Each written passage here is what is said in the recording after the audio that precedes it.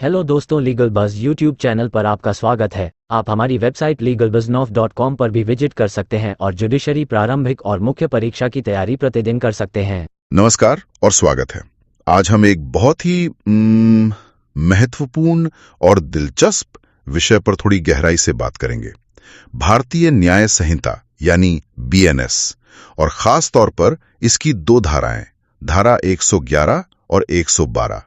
हाँ, ये बहुत प्रासंगिक है आजकल। बिल्कुल। हमारे पास जो जानकारी है वो भारतीय न्याय संहिता में संगठित अपराध और लघु अपराध शीर्षक वाले एक लेख से है, और आज हम कोशिश करेंगे कि इन दोनों धाराओं का जो मुख्य फर्क है उसे समझें। हाँ, मतलब संगठित अपराध और छोटे संगठित अपराध में क्या अंतर है ना? सही। ये सिर्फ कानूनी शब्दावली नहीं है, ये असल में अपराध की गंभीरता और उसके असर को समझने का एक नजरिया है जो नया कानून लाया है। बिल्कुल। और ये भेद क्यों जरूरी है, इस पर भी बात हो सकती है। हाँ, तो चलिए शुरू करते हैं। देखते हैं कि ये संगठित अपराध और छोटे संगठित अपराध के बीच की जो लाइन है वो कितनी साफ है और क्यों खींची गई है। तो सबसे पहले धारा 111, ये है संगठित अपराध यानी ऑर्गेनाइज्ड क्राइम के बारे में। क्या है ये कानून की नजर में? सुनने में तो काफी बड़ा मामला लगता है। हाँ, बड़ा मामला है ये। देखिए, धारा 111 कहती है कि संगठित अपराध का मतलब है किसी संगठित अपराध सिंडिकेट के जरिए की गई कोई भी निरंतर अवैध गतिविधि। संगठित अपराध सिंडिकेट और निरंतर अवैध गतिविधि, ये थोड़े क्या कहते हैं, भारी शब्द हैं। इन्हें थोड़ा आसान करें। ये सिंडिकेट क्या चीज है और निरंतर से क्या मतलब है यहाँ? जरूर। देखिए, संगठित अपराध सिंडिकेट का मतलब है दो या दो से ज्यादा लोगों का एक ग्रुप। लेकिन ये कोई ऐसे ही बना हुआ ग्रुप नहीं। ये लोग बाकायदा मिलकर एक तरह से योजना बनाकर गंभीर अपराध करने के लिए काम करते हैं। एक आपराधिक गिरोह कह सकते हैं, पर व्यवस्थित। अच्छा, एक ऑर्गेनाइज्ड गैंग जैसा। हाँ, बिल्कुल। और निरंतर अवैध गतिविधि, इसका मतलब है ऐसी गैर कानूनी हरकतें जिनके लिए पिछले 10 सालों में उस सिंडिकेट के किसी सदस्य के खिलाफ कम से कम एक से ज्यादा बार कोर्ट में चार्जशीट दाखिल हुई हो। 10 साल में एक से ज्यादा बार? हाँ, एक से ज्यादा बार। और ये भी जरूरी है कि कोर्ट ने उन अपराधों का संज्ञान लिया हो, मतलब कॉग्निजेंस लिया हो। अच्छा, तो ये 10 साल और एक से ज्यादा चार्जशीट वाली शर्त, ये काफी महत्वपूर्ण लग रही है। बिल्कुल। ये शर्त दिखाती है कि कानून उन गिरोहों पर निशाना साध रहा है जिनका अपराध करने का एक लंबा स्थापित पैटर्न है। ये कोई एक दो बार की घटना नहीं है। समझ गया। मतलब ये उन गिरोहों की बात हो रही है जो लगातार सक्रिय हैं और पहले भी कानून के दायरे में आ चुके हैं। किस तरह के अपराध आते हैं इसमें, धारा 11 में या में? इसमें काफी गंभीर अपराध शामिल हैं, जैसे मान लीजिए अपहरण हो गया, किडनैपिंग, या फिर फिरौती मांगना, जबरन वसूली करना, कॉन्ट्रैक्ट किलिंग यानी सुपारी लेकर हत्या करना, बड़े पैमाने पर आर्थिक धोखाधड़ी जैसे बड़े स्कैम्स, साइबर क्राइम भी जिनसे बहुत सारे लोग प्रभावित हों, और हाँ, नशीले पदार्थों की तस्करी, हथियारों की तस्करी या मानव तस्करी, ये सब इसमें आते हैं। बाप रे। और खास बात यह है कि ये सब अपराध अक्सर किसी न किसी तरह के फायदे के लिए, मतलब भौतिक या वित्तीय लाभ के लिए किए जाते हैं, और इनमें हिंसा का इस्तेमाल या धमकी देना, डराना, ये सब आम होता है। तो ये साफ है कि ये सिंडिकेट समाज और अर्थव्यवस्था दोनों के लिए एक बड़ा खतरा माने जाते हैं। बिल्कुल। ठीक है, अब आते हैं धारा 112 पर। यह है छोटे संगठित अपराध यानी पेटी ऑर्गेनाइज्ड क्राइम के बारे में। तो ये धारा 111 से अलग कैसे है? क्या बस स्केल का फर्क है? अपराध हुई बस छोटे लेवल पर? नहीं, सिर्फ स्केल का फर्क नहीं है, इसकी परिभाषा और शर्तें ही अलग हैं। धारा 112 उन अपराधों की बात करती है जो किसी समूह या गिरोह ने किए हों, जिनका मकसद पैसा कमाना हो और जिनसे आम लोगों में, मतलब पब्लिक में, असुरक्षा की भावना फैलती हो। समूह या गिरोह, यहाँ सिंडिकेट शब्द इस्तेमाल नहीं हुआ है। नहीं, और इसमें जो अपराध शामिल हैं वो तुलना में थोड़ी कम गंभीर हैं, जैसे चोरी चकारी। अच्छा। छीना झपटी, स्नैचिंग जिसे कहते हैं, टिकटों की ब्लैक मार्केटिंग, या आम जनता के साथ धोखाधड़ी, जैसे कोई छोटी मोटी स्कीम चलाकर ठगना। और हाँ, गैर कानूनी जुआ चलाना या सट्टा लगाना, ये भी इसी में आता है। तो इसका मतलब ये हुआ कि यहाँ पर वो संगठित अपराध सिंडिकेट जैसी फॉर्मल बनावट की जरूरत नहीं है। सही। और न ही वो 10 साल में एक से ज्यादा चार्जशीट वाली निरंतर अवैध गतिविधि की शर्त यहाँ लागू होती है। बिल्कुल नहीं। धारा 112 में ये दोनों शर्तें नहीं हैं। यहाँ समूह या गिरोह शब्द इस्तेमाल हुआ है, जो शायद उतना पक्का या ऑर्गेनाइज ना हो जितना धारा 111 वाला सिंडिकेट। और अपराध भी ऐसे हैं जो ज्यादातर लोकल लेवल पर होते हैं। इनसे भी नुकसान होता है, लोगों में डर फैलता है, लेकिन शायद धारा 111 वाले अपराधों जितना बड़ा या व्यापक असर नहीं होता। ये फर्क तो काफी साफ दिख रहा है। एक तरफ बड़े टिके हुए सिंडिकेट जो गंभीर अपराध कर रहे हैं, हाँ, और दूसरी तरफ छोटे समूह जो शायद उतने स्थायी ना हो और कम गंभीर अपराध कर रहे हो। बिल्कुल। लेकिन अब सबसे बड़ा सवाल, सजा में कितना अंतर है? क्या कानून इन दोनों के लिए सजा भी अलग अलग रखता है? हाँ, और सजा में जमीन आसमान का अंतर है। ये अंतर ही दिखाता है कि कानून इन अपराधों को कितनी अलग अलग गंभीरता से ले रहा है। धारा 111 यानी संगठित अपराध की बात करें तो अगर इस अपराध की वजह से किसी की मौत हो जाती है तो दोषी को मौत की सजा या फिर आजीवन कारावास, उम्र कैद दी जा सकती है। मौत की सजा या उम्र कैद? हाँ, और साथ में कम से कम 10 लाख रुपए का जुर्माना भी। 10 लाख का न्यूनतम जुर्माना, ये तो बहुत ही कठोर सजा है। बिल्कुल। और अगर अपराध में किसी की जान नहीं जाती है तब भी सजा बहुत सख्त है। अगर मौत नहीं हुई है तो कम से कम 5 साल की जेल। कम से कम 5 साल? हाँ, न्यूनतम 5 साल, जिसे आजीवन कारावास तक बढ़ाया जा सकता है।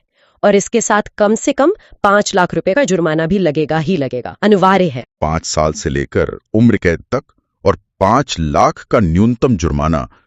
बाप रे, ये तो वाकई संगठित अपराध के खिलाफ एक बहुत कड़ा संदेश है। हाँ, ये सजा दिखाती है कि कानून इसे जड़ से खत्म करना चाहता है। अच्छा, अब इसकी तुलना अगर धारा 112 यानी छोटे संगठित अपराध की सजा से करें तो वहां क्या है? धारा 112 में सजा काफी कम है। इसमें दोषी को कम से कम 1 साल की कैद हो सकती है। 1 साल? हाँ, कम से कम 1 साल, जिसे ज्यादा से ज्यादा 7 साल तक बढ़ाया जा सकता है। 1 से 7 साल। और साथ में जुर्माना भी लगाया जा सकता है। लेकिन धारा 111 की तरह कोई न्यूनतम भारी भरकम रकम तय नहीं है। अच्छा, तो 1 से 7 साल और जुर्माना, मतलब सजा का ये जो भारी अंतर है वो असल में अपराध से होने वाले नुकसान और उसके पीछे के संगठन के लेवल को दिखाता है। बिल्कुल। ऐसा लगता है कि कानून बनाने वालों का इरादा बहुत साफ था। वो संगठित अपराध के नासूर और छोटी मोटी आपराधिक हरकतों के बीच एक लकीर खींचना चाहते थे। आपने बिल्कुल सही पकड़ा। ये जो वर्गीकरण है ये सिर्फ किताबी नहीं है, ये एक सोची समझी रणनीति लगती है। धारा 111 का मकसद है उन बड़े जमे हुए क्रिमिनल नेटवर्क्स को तोड़ना जो सिर्फ कानून व्यवस्था ही नहीं बल्कि देश की इकोनॉमी और समाज के लिए भी खतरा है। उनका फोकस उन सिंडिकेट पर है जो लंबे समय से प्लान बनाकर बड़े फायदे के लिए अपराध कर रहे हैं और अक्सर हिंसा भी करते हैं। और धारा 112? धारा 112 उन छोटे ग्रुप से निपटती है जो लोकल लेवल पर अपराध करके लोगों में असुरक्षा फैलाते हैं। इनसे निपटना भी जरूरी है, पर इनके लिए अलग और कम कठोर सजा रखी गई है। ये रणनीति समझ में आती है, पर एक सवाल मन में आता है। ये जो चीजें हैं, संगठित अपराध, सिंडिकेट, निरंतर अवैध गतिविधि, क्या इन्हें कोर्ट में साबित करना आसान होता होगा? क्या हमारे पास कोई पुराने अदालती मामले हैं जिनसे पता चले कि कोर्ट इन शब्दों को कैसे समझता है? हाँ, ये बहुत ही वैलिड सवाल है। देखिए, बीएनएस तो नया कानून है, लेकिन संगठित अपराध से निपटने के लिए पहले भी राज्यों के अपने कानून रहे हैं। जैसे महाराष्ट्र का MCOCA यानी Maharashtra control of organised crime act 1999, वो काफी चर्चित रहा है। हाँ, MCOCA का नाम सुना है। बीएनएस के ये जो प्रावधान है धारा 111 वाले, ये काफी हद तक MCOCA से मिलते जुलते लगते हैं। अच्छा। तो हाँ, MCOCA के तहत जो सुप्रीम कोर्ट के फैसले आए हैं वो बीएनएस की इन धाराओं की व्याख्या में, मतलब इंटरप्रिटेशन में मददगार हो सकते हैं, खासकर धारा 111 के लिए। तो MCOCA के अनुभव से हम सीख सकते हैं। कोई खास केस ध्यान में आता है? बिल्कुल। एक केस है ललित कुमार बनाम राष्ट्रीय राजधानी क्षेत्र दिल्ली सरकार। ये 2017 का सुप्रीम कोर्ट का फैसला है। ललित कुमार केस 2017? हाँ, ये था तो MCOCA का मामला, लेकिन इसमें जो सिद्धांत तय किए गए वो बीएनएस की धारा 111 को समझने में भी अहम हो सकते हैं। तो क्या मुख्य बातें कही थी सुप्रीम कोर्ट ने इस ललित कुमार केस में? संगठित अपराध साबित करने के लिए क्या जरूरी बताया? कोर्ट ने इसमें बहुत साफ किया कि MCOCA के तहत किसी पर संगठित अपराध का आरोप साबित करने के लिए सिर्फ ये दिखाना काफी नहीं है कि उसने कोई अपराध किया है। अच्छा। और क्या चाहिए? हाँ। प्रोसिक्यूशन को यानी अभियोजन पक्ष को 2 और बहुत जरूरी बातें साबित करनी होंगी। पहली कि वो व्यक्ति एक संगठित अपराध गिरोह का सदस्य है, मेंबर है। ओके, गिरोह का सदस्य होना। और दूसरी कि उसने जो भी गैरकानूनी काम किया है वो उस गिरोह के लिए या उसकी तरफ से किया है, और क्यों किया है, किसी तरह का आर्थिक फायदा या कोई और लाभ पाने के लिए, डायरेक्ट या इनडायरेक्ट। मतलब सिर्फ अपराध करना या गैंग का मेंबर होना काफी नहीं, ये साबित करना होगा कि अपराध गैंग के फायदे के लिए किया गया था, मकसद भी दिखाना होगा। बिल्कुल, मकसद यानी मोटिव। और वो जो बीएनएस में निरंतर अवैध गतिविधि वाली शर्त है, 10 साल में चार्जशीट वाली, हाँ, क्या उस पर भी इस केस में कुछ कहा गया था? हाँ, उस पर भी जोर दिया गया था।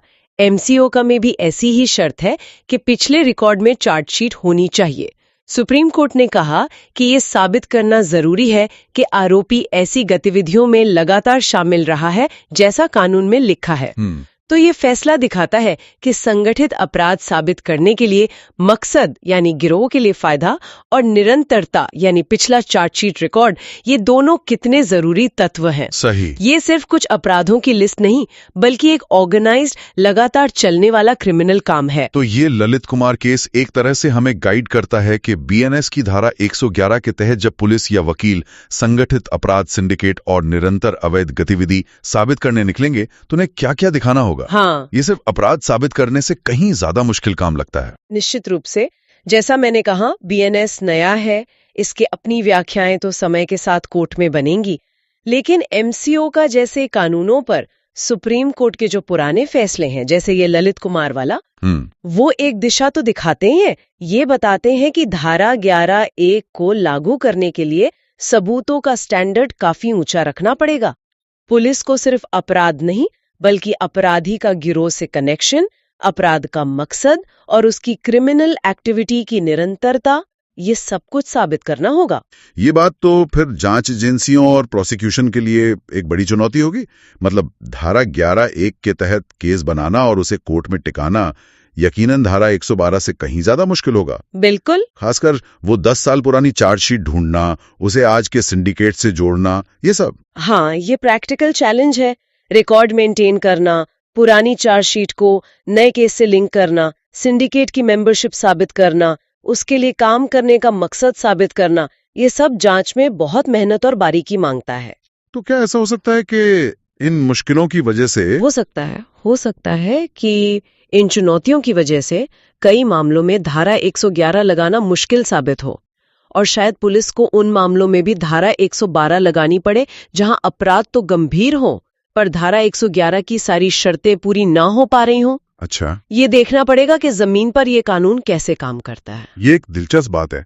मतलब कानून में फर्क तो साफ है, लेकिन उसे लागू करने में अपनी मुश्किलें आएंगी। हाँ, हर नए कानून के साथ ऐसा होता है।